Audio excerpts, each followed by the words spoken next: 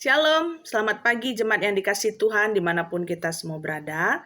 Bagi kita yang akan memulai untuk seluruh aktivitas pekerjaan pada hari ini, baiklah bersama-sama kita lebih dulu merenungkan firman Tuhan di dalam sapaan teduh.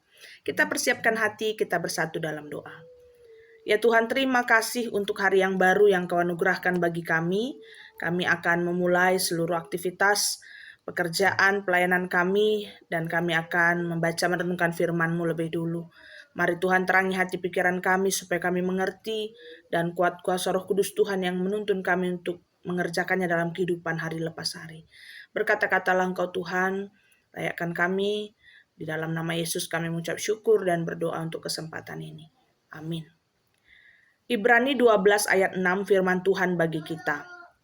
Karena Tuhan menghajar orang yang dikasihinya, dan Ia menyesah orang yang diakuinya sebagai anak. Saudara-saudaraku yang dikasihi Tuhan, ada sebuah film berjudul Sepatu Dahlan. Film ini memang diangkat dari realita masa kecil seorang tokoh bernama Dahlan Iskan. Hidupnya saat itu serba berkekurangan, tapi Dahlan yang masih kecil ini sudah diajarkan oleh orang tuanya untuk berlaku jujur dan disiplin sedini mungkin. Suatu hari sepulang sekolah, dia kepergok untuk mencuri tebu di perkebunan negara. Ayahnya memukul dia dengan rotan dan menasehatinya. Nak, bapakmu memang seorang yang miskin, tetapi bukan berarti engkau boleh mencuri. Karena hari ini kamu mencuri sedikit, lama-lama kamu akan mencuri banyak, dan itu bisa merugikan orang lain. Nasihat ini terus diingatnya hingga dewasa, dan itu mengajarkan baginya untuk selalu berhati-hati dalam bertindak, dan kita boleh melihat bahwa libasan rotan yang menyakitkan itu bisa membawa kebaikan. Dalam kehidupan kita, anak-anak Tuhan, Bapa kita yang di sorga juga menghendaki kita bisa hidup dengan disiplin dan bertanggung jawab dalam beriman. Dan segala hal yang akan kita isi di dalam hidup ini harus mencerminkan bahwa kita adalah anak-anaknya. Kita meneladani ketaatan seperti ketaatan Kristus. Karena kasih-Nya yang besarlah, Allah memang tidak serta-merta memanjakan kita dengan berbagai-bagai kemudahan hidup. Seringkali kita diuji dengan tantangan, penderitaan, bahkan berbagai-bagai pergumulan untuk melihat sejauh mana kesetiaan kita, kejujuran kita, dan ketulusan kita dalam beriman.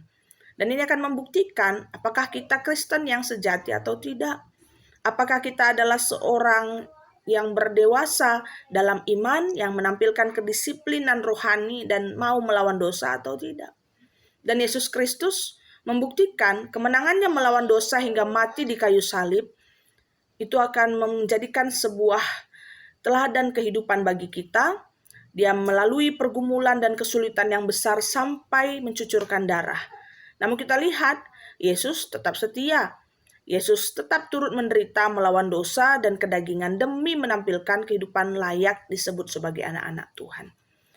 Dihajar dalam kasih, disesah agar diakui sebagai anak, tidak semata-mata untuk menjadikan orang Kristen adalah orang-orang yang layak menderita, tidak boleh merasakan sukacita, melainkan ini sebenarnya mengajarkan kita untuk terus bertekun. Dan tidak menjadikan penderitaan sebagai alasan untuk kita meninggalkan Tuhan, melainkan semakin bergumul dalam Tuhan dan menang melawan dosa. Dan sebagai seorang Kristen, kita harus mengisi pikiran kita dengan penderitaan yang Kristus alami. Artinya, kita mau sadar bahwa penderitaan kita tidak menjadi alasan untuk menyerah, untuk menyatakan kehendak Tuhan dalam hidup, untuk berbuat baik seturut firman. Karena perjuangan kita sebagai orang Kristen adalah melawan dosa, dan itu belum apa-apa jika kita bandingkan dengan apa yang Kristus lakukan. Nah, sekalipun banyak tantangan kita, sekalipun banyak penderitaan dalam hidup kita, janganlah membuat kita melupakan Tuhan atau membiarkan hidup kita jatuh ke dalam dosa yang tidak diperkenankannya. Maka marilah saudaraku tetap kita mengerjakan apa yang Tuhan perintahkan. Kita mau bertekun sampai akhir, menunjukkan kedisiplinan kita, kejujuran, kasih kesetiaan kita dalam iman. Tuhan Yesus menyertai kita. Amin. Maka marilah kita pun bersyafaat, kita satukan hati, kita berdoa. Ya Tuhan, terima kasih untuk firman-Mu yang telah kami dengar. Biarlah kami pun dapat terus setia mengerjakan kehendak-Mu sekalipun banyak tantangan penderitaan. layakkan kami Tuhan untuk dimenangkan, dan Kau sebut sebagai anak-anak-Mu. Dan kami pun hari ini mau bersyafaat untuk seluruh seraian Tuhan yang sudah emeritus, bagi mereka yang telah setia mengerjakan panggilan pelayanan, biarlah tidak pernah juga terhenti semangat mereka untuk melayani di sepanjang kehidupan. Begitu juga Tuhan berkatilah agar pendeta, pertua, diaken yang sudah emeritus, agar tetap memberikan juga sukacita dalam hidupnya. Kau yang memberikan juga bagi mereka kesehatan, umur yang panjang, dan menjalani kehidupan bersama keluarga yang tetap harmonis mengerjakan kehendak Tuhan di hari lepas hari. Dan biarlah segala teladan pelayanan, teladan kehidupan yang baik itu dapat kami teruskan dalam gerak pelayanan gereja-Mu. Terima kasih Tuhan bagi kami semua yang juga akan melanjutkan aktivitas kami yang telah mendengarkan firman-Mu. Mari Kau berkati kami Tuhan, Tuhan tolong kami agar kami pun bisa mengerjakannya dengan setia dan menjadi berkat bagi semua orang.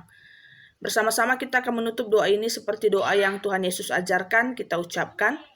Bapa kami yang di surga, dikuduskanlah nama-Mu, datanglah kerajaan-Mu, jadilah kehendak-Mu di bumi seperti di surga, berikanlah kami pada hari ini makanan kami yang secukupnya, dan ampunilah kami akan kesalahan kami, seperti kami juga mengampuni orang yang bersalah kepada kami. Dan janganlah membawa kami ke dalam pencobaan, tapi lepaskan kami daripada yang jahat. Karena Engkaulah yang punya kerajaan dan kuasa dan kemuliaan sampai selama-lamanya. Amin. Selamat beraktivitas. Tuhan Yesus memberkati kita semua.